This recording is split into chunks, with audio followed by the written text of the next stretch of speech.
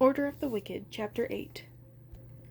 The next morning, she got up at dawn as usual.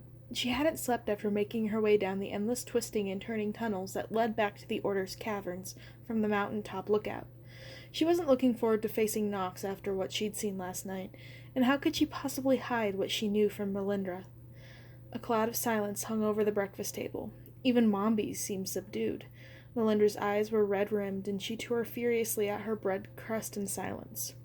Holly and Larkin kept exchanging wide-eyed glances, clearly dying to know what was going on. Nox was staring at his bowl of gruel, refusing to look up as Lonadel entered the cavern. She took a deep breath, trying to decide where to sit. And then suddenly there was a cracking noise and a flash of light from the far end of the cavern. With a pop, all of Glamora's enchantments vanished. The flutterbudgets, the chandeliers, the fire, the food. Where the magical fire had burned a second earlier, someone, or something, was crumpled on the floor, unmoving. Nox leapt to his feet and rushed over, with Melindra close behind him. Holly, Larkin, and Lonadel ran after them, and Mombi wobbled in the rear as fast as her short legs could manage. As Lonadel got closer, she could see Nox was bending over a girl not much older than she was. It was impossible to tell what she was wearing. It might have been a plain dress, but it was so dirty and torn that hardly any of the original garment remained. She was bleeding from a dozen cuts, her exposed skin covered in blood, and a terrible wound gaped from her forehead. The girl's eyes were closed, and Lonadel thought for an awful moment that she might be dead, until she saw the faint rise and fall of her chest. "Summon Gert and Glamora," Mombi said to Nox in a low voice. "Now." Nox jumped to his feet and put 2 fingers on his mouth, as though he was about to whistle, but no sound came out of his own open mouth. A few seconds later, Glamora and Gert appeared next to Mombi with a pop. "Oh no," Glamora gasped, her hands flying to her mouth. "Her horn!" "What horn?" Lonadel wondered. "You have to get her to the healing pool at once," Mombi said, pushing the trainees out of the way. "Melindra, help me carry her. I'm afraid to move her using magic." But the girl's eyelids were fluttering. She coughed weakly, rolled over onto her side, wheezing for breath. "Not bad as it looks," she whispered. "Let me walk." "Not a chance," Melindra said, gathering the girl up in her arms with infinite tenderness. She stood again as if the girl's body weighed nothing at all, the muscles in her back and arms rippling. "Forget about me," the girl wheezed. "You have to—" But she broke off, hacking and coughing. Blood bubbled from her mouth. Gert leaned forward and brushed the girl's forehead in her fingers. Her eyes closed. "Oh dear," she said. "Oh, this is not good." She opened her eyes and looked at Mombi. "Dorothy is moving far more quickly than we expected. We sent poor Annabelle into terrible danger without realizing it." Lonadel drew in a breath. This was Annabelle, the missing member of the Order, who they'd been so worried about. She was alive, but barely. "We all knew the risks," Nox said in a low voice, but his face was strained and worried. "This is what we're trained for. This is why we're here, Melindra," he said. "If we don't get her to the healing pool, she's going to die." "I know that," Melindra snarled. "How much time do we have?" Glamora asked, her face suffused with concern. Gert shook her head. "Not much, I don't think. But Nox is right. She is no shape to be questioned. Her thoughts are a jumble. I can barely make anything out. We won't get anything useful out of her until she's healed." Melindra was barely walking past her. Melindra was already walking past her. "Lonadel, why don't you come with me and help me get her in the water?" Lonadel heard the emotion thicken her voice, but Melindra didn't break her stride or look back. "Go," Mombi said. "Quickly, bring Annabelle back as soon as you can." The old witch jabbed a finger into Lonadel's chest. "And don't let her die." Lonadel raced after Melindra and found her as she was entering the cavern with the healing pool. Without hesitating, Melindra stepped into the water, and the injured girl in her arms sinking to her chest, letting the girl's body float in the warm, clear spring. Cradling Annabelle in her left arm, she gently pushed the girl underwater with her right. Can she... Lonadel didn't even know how to ask. Annabelle was hurt so badly, it was hard to believe that even the pool could heal her. Melindra held her underwater with both hands and closed her eyes. "I don't know," she said. "Now would be a good time to pray, though." The seconds passed so slowly they felt like minutes, and still Annabelle didn't move. Her blood bloomed upward like droplets of ink spreading in a glass of water. If the water didn't heal her, would it drown her? Melinda's face was set in grim concentration, and Lonadel was too frightened to ask. And then, just when Lonadel was certain Annabelle was dead, she began to thrash furiously underwater. Melinda pulled her back to the surface. Annabelle coughed and hacked, spitting water. As soon as her mouth was clear, she let out a scream so blood-curdling that even Melinda flinched. Melinda grabbed her tightly, pulling Annabelle to her chest. "You're okay," she said into the girl's ear over and over again. "You're okay. You're in the caverns. You're safe."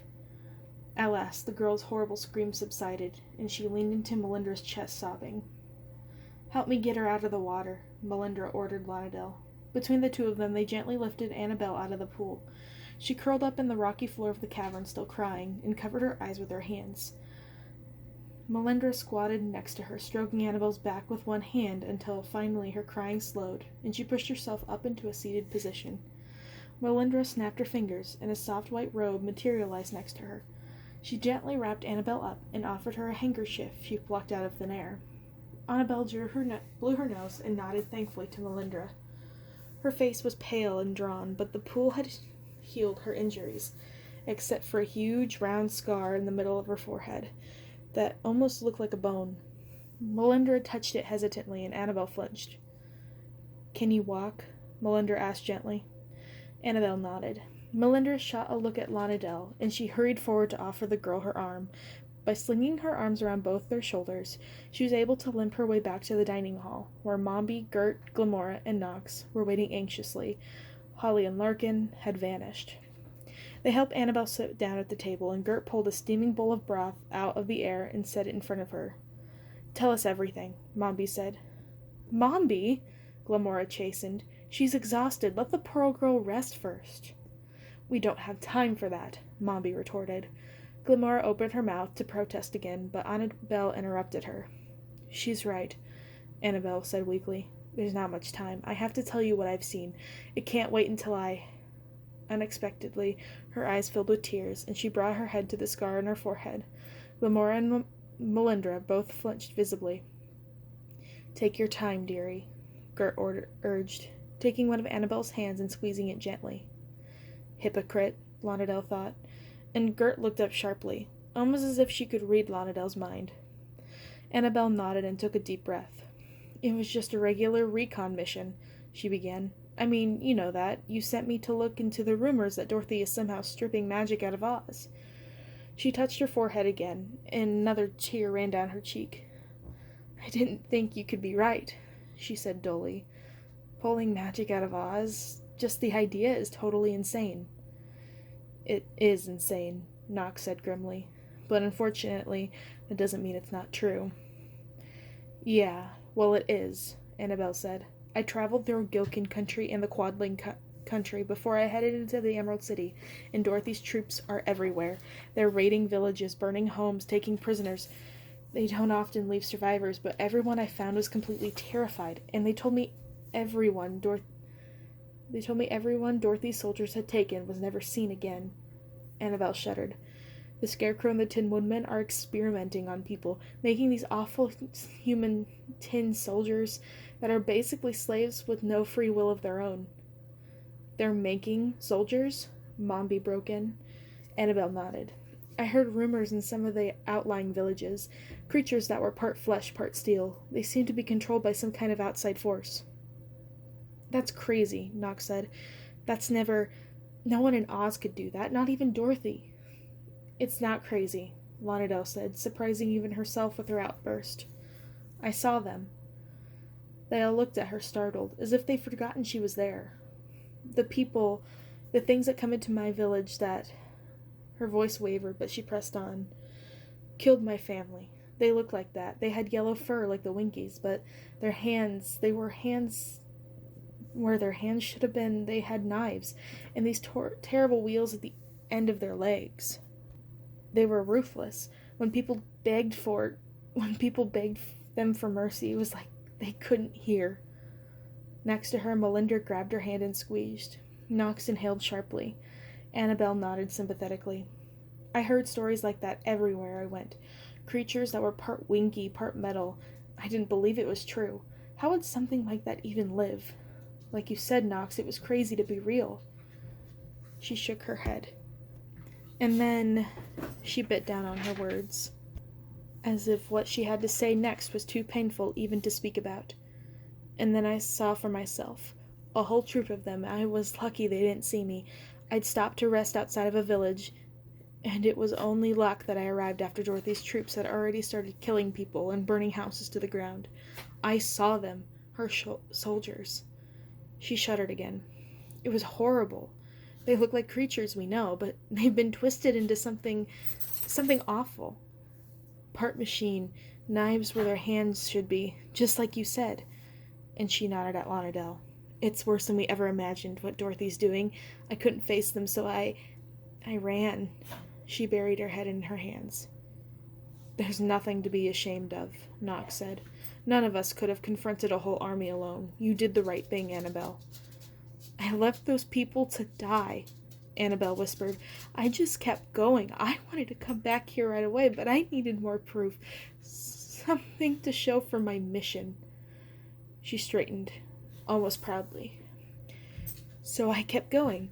I scouted more villages. I didn't see any more of Dorothy's soldiers, but She stopped talking, as if whatever came next was too hard to say. Harder even than talking about walking away from a burning village, while Dorothy's soldiers murdered its citizens. Annabelle, what happened? What happened to your horn? Melinda prompted. Tell us. Her horn? And then Lonardell realized. Annabelle was a horner. Had been a horner anyway. One of the rare magical horn people from the Quadling country. But who would cut off her horn? It was like chopping off someone's arm or leg for no reason. Dorothy's trying to figure out a way to get all the magic of Oz for herself, Annabelle said. The rumors are true, but it's not that easy. You can't just snap your fingers and take it, so she's offering a reward for magical objects, for starters. Big rewards. Annabelle touched her forehead. People are desperate in some places. Dorothy's raids have left them starving. They have nothing. Wait, Dorothy's soldiers didn't do this? Melinda gasped. Annabelle shook her head. A bunch of farmers, she said, laughing bitterly. So much for my training. They didn't have real weapons, but they still managed to beat me half to death before they got my horn. I was just barely able to teleport back before I bled all over their field. Lonardell stared at the girl, still wrapped tightly in Melinda's white robe. It was unthinkable. The people of Oz didn't do things like that to each other. They didn't murder each other over some stupid reward. They didn't betray each other. It was bad enough that Dorothy had some kind of army of monsters attacking her own citizens, but she was from the other place. Maybe they were just like that there. Bloodthirsty monsters who fought wars for no reason and killed innocent people for the fun of it. But this was Oz. Nothing like this happened in Oz. People didn't hurt other people. Oz was peaceful. No, Lonardell said in a low voice, only realizing she'd spoken aloud when the others turned to look at her. It's Dorothy. It has to be Dorothy's fault. We're not like that. Believe me, Annabelle said. I wish you were right. She coughed weakly. Ozians turning on each other. It's like something out of a nightmare. You're wrong, Lonardell cried, tears springing from her eyes. You must have been confused. It was Dorothy's soldiers. It had to be. Annabelle closed her eyes. It was a bunch of farmers, she said. They could have been my old neighbors in Quadling country. They could have been my friends. Dorothy's soldiers were nowhere to be seen, and they're on the move. That's why we don't have time. Word of the order is spreading. If Dorothy's troops find this place, we're done. We have to go and fight.